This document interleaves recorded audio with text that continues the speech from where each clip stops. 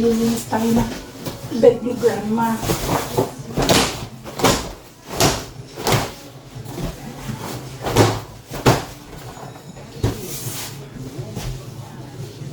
Ito yung isang bed ng aming residente.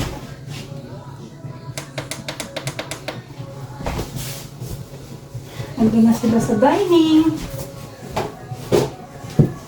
Kumakain na. Pagkatas na lang kumain. Doon ng TV.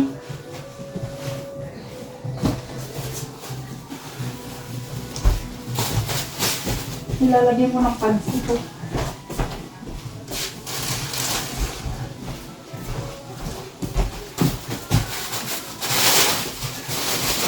Para hindi mabasa yung kanilang bed. Natulog.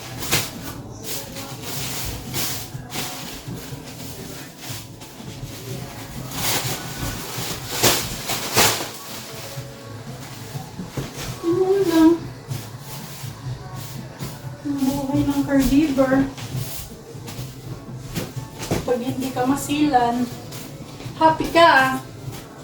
Pero pag masilan ka, hindi ka pwede sa caregiver. Tsaka sensitive. Kailangan ng tao dito yung sensitive. Kasi pag sensitive ka, ang mga residente natin ng aaway dahil sa kanilang mga nararamdaman, mainit ang ulo. So kailangan mo silang i-treat like as a baby.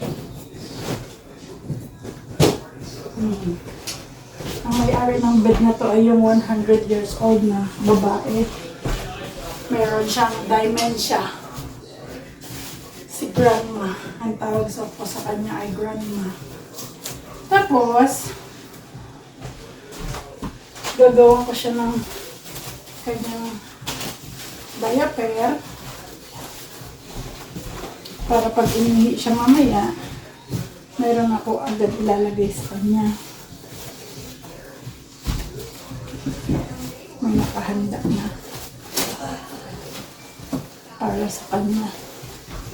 Yan lang. Trabaho dito. Pagkatapos nito, punta naman ako sa kabilang room. Kasi ano to, 5. Pero magiging 6 na sila. Mayroon lang pumunta dito na rin siya fill in sa another room. Alright. I believe in God our Father. I believe in Christ the Son. I believe in the Holy Spirit.